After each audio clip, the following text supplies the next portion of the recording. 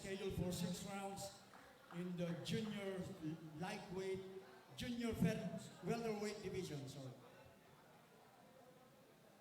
Our three judges for this bout will be Elmer Costillas, Silvestre Abaiza, and Danilo Lopez. And when the bell rings, your referee, Alfie Hokoso.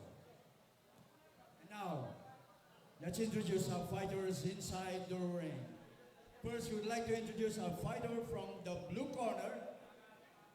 He's wearing multicolored trunks with the black trims. Official weight, 143 pounds. And he has an astounding record of 9 victories, 2 losses, and 1 draw. He's now representing the SLC Boxing Stable of Aklan. Ladies and gentlemen, Brian Ascano. And his opponent across the ring, fighting from the red corner. He's wearing white trunks with black trims. Official weight, 141 pounds. He has an undefeated record with 3 victories with no defeat. Originally from Turkey, he's representing the Elorde Fight Team. Ladies and gentlemen, Honor of Uzel. Sabi ni Roger Aldacan, clear na panalo yung yellow, yung Lombres. O siya nagsabi niya na clear na panalo yung Hombres. Yung Joel Garcia, hindi pa po. Meron pa pong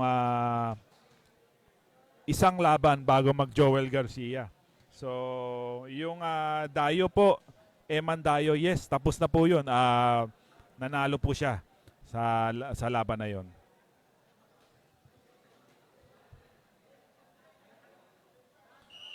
As we go to our next bout sa junior welter, between a Turkish boxer who resides here in Sucat, Parañaque under Elorde Fight Team in Sucat, Parañaque, Onur ay Usel.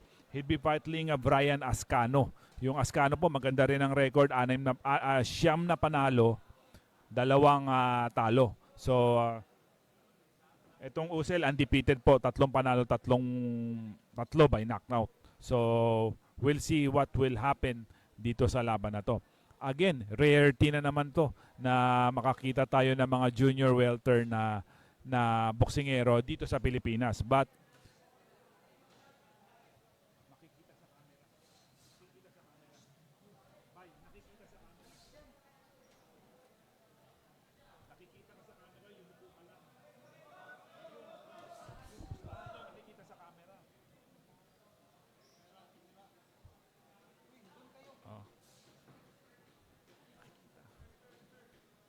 so, live po tayo ngayon. Live po tayo ngayon. So, Arnel Galabo, tayo po ay live.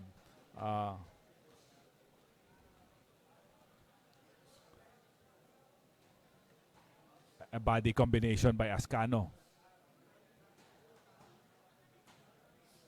Usel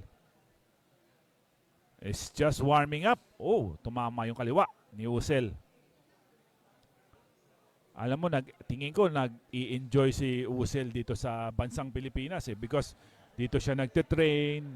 He is represented by Elorde Fight Team sa Parañaque at medyo at home siya at he is trying to hone his skill dito sa bansang Pilipinas. At medyo mabigat-bigat din ang kalaban niya dahil si Ascano 2 lang ang talo sa siyam na panalo. So, mabigat na laban din. Oh! That left to the body. Send Ascano down to the canvas.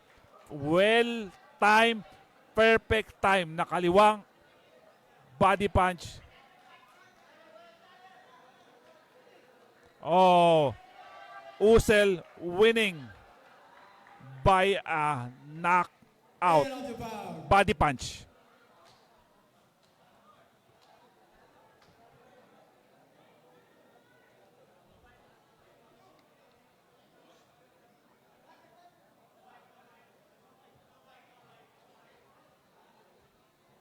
4 rounds po yung nilabanan ni Jan Eman Dayo, 4 rounds. Kasi po debut po siya, automatically 4 na round po.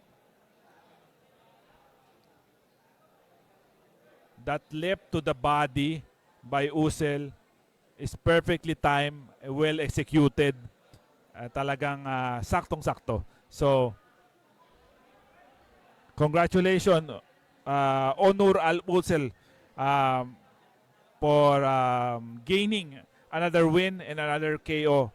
Pang-4 na po niya, 4 wins and 4 KO.